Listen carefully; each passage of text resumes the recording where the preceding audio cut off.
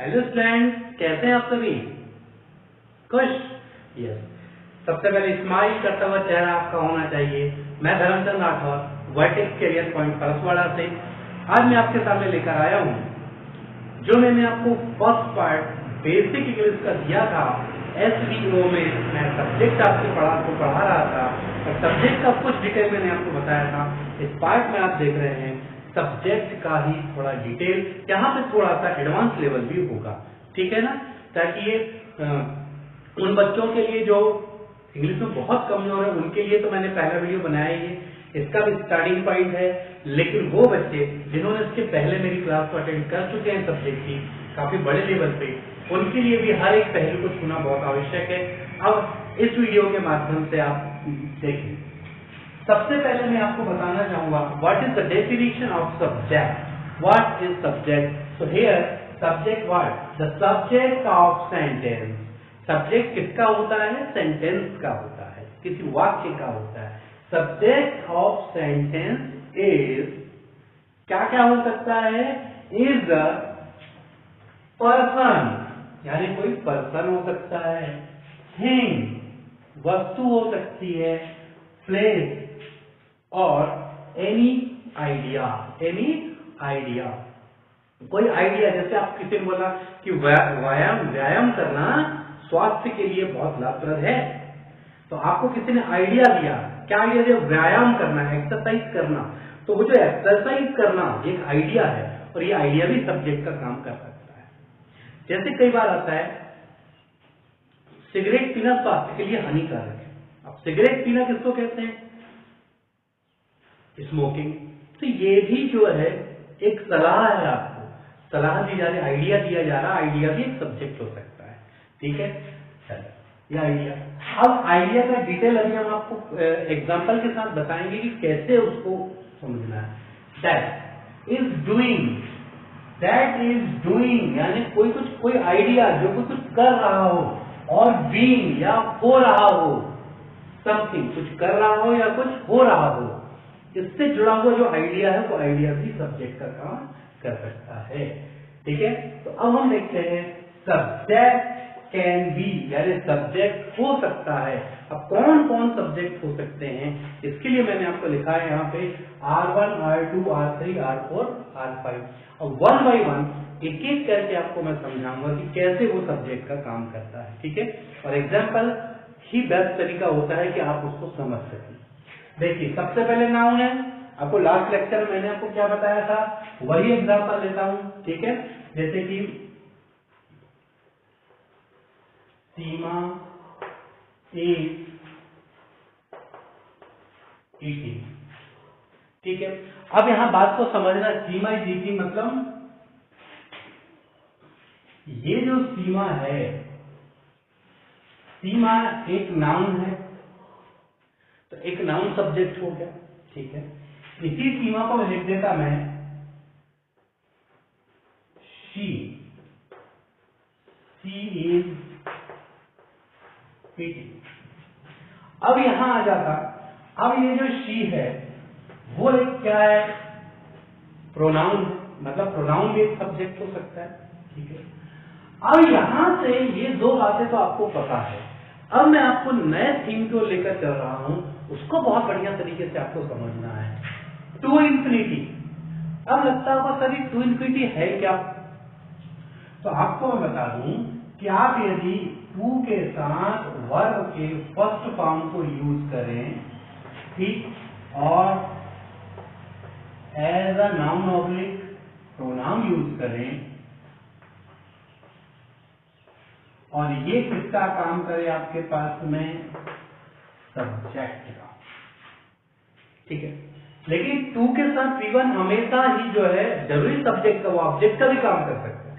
लेकिन हम अभी जो समझा रहे हैं आपको, उसमें ये बता रहे हैं कि टू के साथ यदि फर्स्ट फॉर्म लगा है, टू के साथ यदि फर्स्ट फॉर्म लगा है तो वो किसका काम करेगा? एज ए नाउन, और नाउन बन गया मतलब क्या बन जाएगा? वो सब्जेक्ट। इसका मतलब ये है आपको सब्जेक्ट बनाने के लिए नाउन बनाना पड़ता है।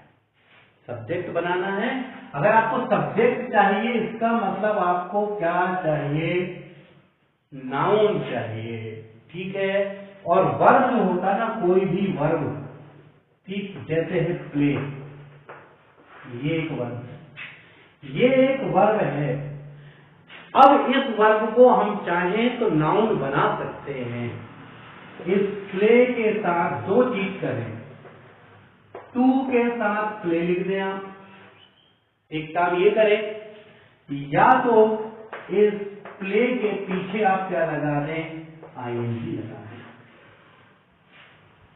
तो आपने देखा कि यहां टू के साथ क्या लगा है, यहां वर्ब का फर्स्ट फॉर्म, और जब वर्ब के फर्स्ट फॉर्म के पहले टू लग जाता है तो ये जो टू है वो मेन वर्ब नहीं होता। अब वो मेन वर्ब नहीं होता है तो फिर क्या होता है, वो होता है नॉन फाइनाइट, और उसके अंतर्गत ये जो पार्ट है वो होता है इंफिनिटिव,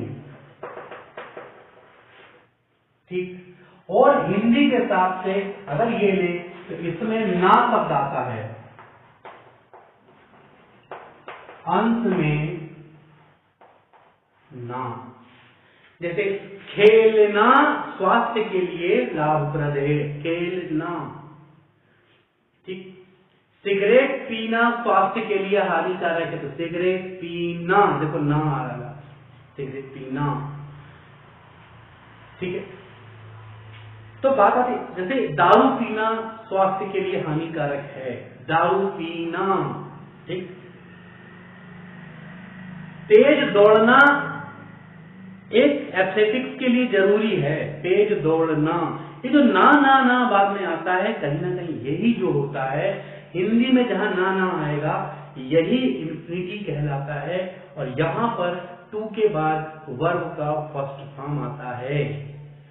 ये सब्जेक्ट की जगह भी हो सकता है, ऑब्जेक्ट की जगह भी, लेकिन आज का जो मेरा ये टारगेट है, अभी जो आपको मैं सब्जेक्ट पढ़ा रहा हूं, तो वहां पे ये पढ़ाना चाह रहा हूं कि टू के साथ फर्स्ट फॉर्म आएगा, मतलब आप उसे, जैसे खेलना स्वास्थ्य के लिए लाभप्रद है, तो खेलने के लिए क्या होता है, प्ले, तो to play is beneficial for health, ठीक है।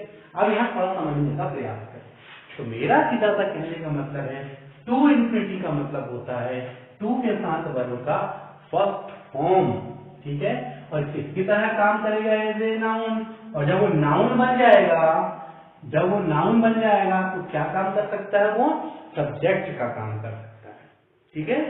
चलिए अब बात आती है, क्यों ना इसका कोई एग्जाम्पल हो जाए।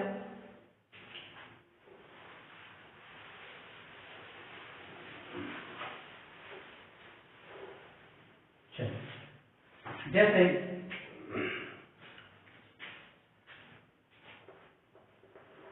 To smoke is bad for health. To smoke, ये देखो आप, ये आ गया टू और ये स्मोक भी है, टू स्मोक, स्मोक यानी सिगरेट पीने को बोलते हैं, तो यहां क्या हो जाएगा, यहां पर सिगरेट पीना स्वास्थ्य के लिए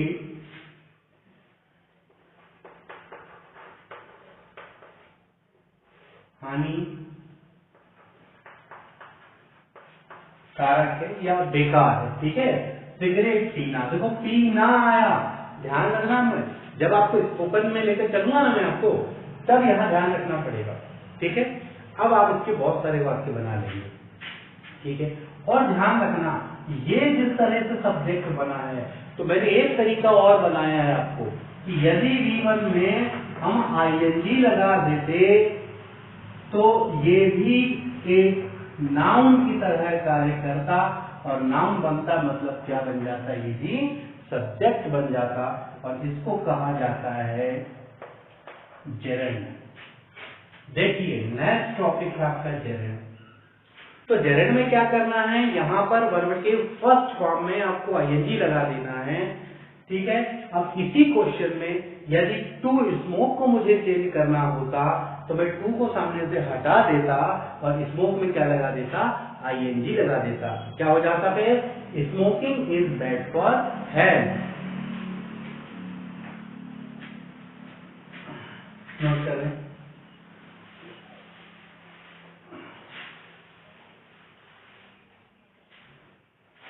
देखिए इसको चेंज करना है, smoking is bad for health, यानी टू स्मोक को हम रिप्लेस करते हैं किससे? स्मोकिंग से हम रिप्लेस कर सकते हैं। ठीक है, तो आपने समझ लिया जेरेटोरी क्या है। और जब मैं आपको वर्ब पढ़ाऊंगा ना, वर्ब में तो और भी डेवलप होगा, ये काफी चीजें, बहुत मजा आएगा। लेकिन अभी हमारी रिक्वायरमेंट केवल इतनी है कि सब्जेक्ट कौन कौन हो सकता है। तो सब्जेक्ट आपने देखा कि एक नाउन हो सकता है, एक प्रोनाउन हो सकता है। फिर मैंने आपको बताया था कि सब्जेक्ट बनाते कैसे हैं। तो आप ये देख रहे हैं, ये क्या है? ये नई चीजें, मतलब टू इंफिनिटी। कहने का मतलब है कि वर्ब के फर्स्ट फॉर्म में यदि हम टू लगा दें तो वो भी एक नाउन बन जाता है, वो भी सब्जेक्ट की तरह काम करता है। और ग्रामेटिकली हम उसको नॉन फाइनाइट वर्ब कहते हैं और टू इंफिनिटी के नाम से उसे जानते हैं। और हिंदी के वाक्य में ना ना ना जब लास्ट में आता है तो उसके लिए टू के साथ वर्ब के फर्स्ट फॉर्म को यूज किया जाता है। ये स्पोकन में आपको बताऊंगा मैं।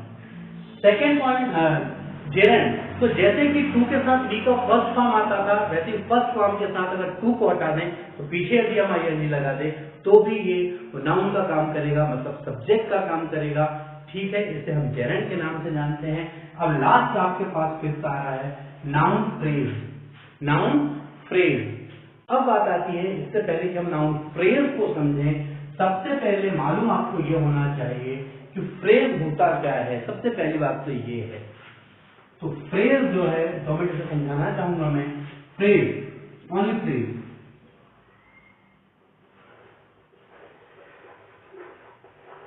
Group of words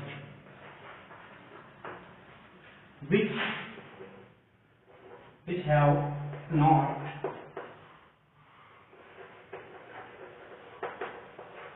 subject and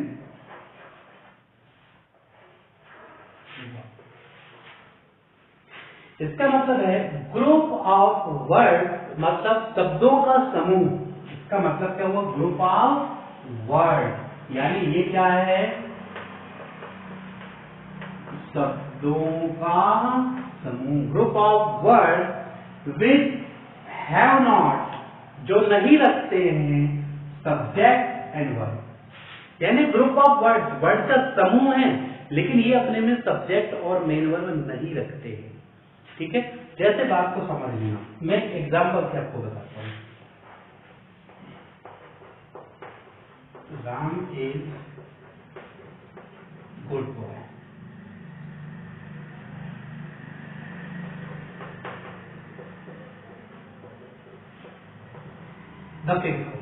अब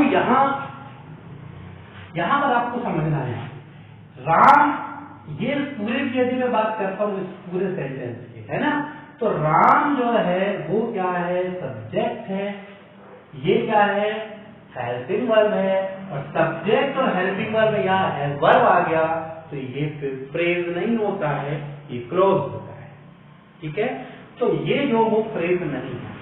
अब देखो, the pink house, pink house, ठीक है, इसका कोई सब्जेक्ट नहीं है, सेंटेंस पूरा नहीं है, इसका कोई मेन वर्ब नहीं है ना, वर्ब कहीं है ही नहीं। तो इसको हम, ये भी देखो, इसमें भी एक से ज्यादा वर्ड है ना, 1 2 3 4, ये क्या था? कलेक्शन ऑफ वर्ड्स, 4 वर्ड्स थे। इसमें 1 2 3, ये भी कलेक्शन ऑफ वर्ड है, ये भी 4 वर्ड है। तो ध्यान रखना है, जब शब्दों का समूह हो, जब शब्दों का समूह ऐसा हो कि खुद का कोई सब्जेक्ट और मेन वर्ब ना हो और वो पूरा का पूरा, तो शब्दों का समूह कहलाता फ्रेज। ठीक है, वाक्य का एक छोटा सा अंश कहलाता, इसको वाक्यांश कहते हैं, वाक्य का अंश, स्मॉल पार्ट ऑफ सेंटेंस। ठीक है, तो यहाँ पे पिंक हो, यहाँ कोई सब्जेक्ट है क्या? सब्जेक्ट नहीं है, मेन वर्ब नहीं है, तो ये कहलाता है phrase. Group of word which have not subject and verb, ये कहलाता है फ्रेज। ठीक है। वाक्यांश, वाक्यांश इसका मतलब वाक्य का अंश होता है जो सब्जेक्ट और मेन वर्ब नहीं रखता है। ठीक है। अब मैं आपको एक एग्जांपल लेके चलता हूं, नोट करना हो, देख लें।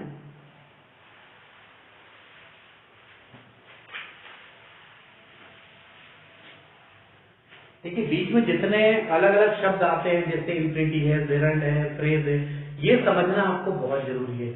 और जो बच्चे को लगातार देख रहे हैं, बेटा एक बात ध्यान रखना, कोई भी लैंग्वेज को सीखने के पहले आपको धैर्य बनाए रखना जरूरी है।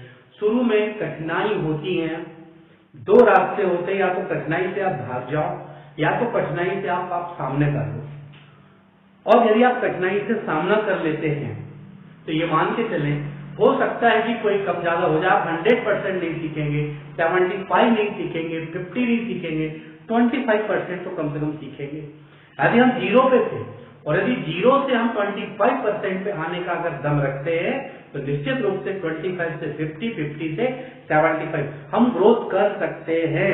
आप थोड़ा भरोसा बनाए रखें, धैर्य बनाए रखें। इन चीजों को मैं जो बनाता हूँ इसकी कॉपी बना लीजिए, तो सिर्फ नोट्स में बेहतरीन तरीके से नोट करते जाइए। देखिए हेडिंग मेरी एक छोटी रहती, लेकिन उसके बीच की बहुत सारी जानकारी होती है। आप केवल उस हेडिंग पे नहीं है। आप देखिए सब्जेक्ट पढ़ रहे थे हम, सब्जेक्ट से कहा हम इंफिनिटी में पहुंच गए, जेरेंड में पहुंच, बहुत डिटेल होगा। इंफिनिटी जेरेंड में काफी डिटेल करूंगा भाई, आप इतना सा नहीं है, लेकिन आज की जो रिक्वायरमेंट है, इस वीडियो के लिए जितने की जरूरत है, आपसे मैं वो बात कह रहा हूँ। ठीक है। अब देखिए नाउन फ्रेज का एक, मान लो कि एक लाल कलर का कोई घर है और वो उसे बेचना है। ठीक है।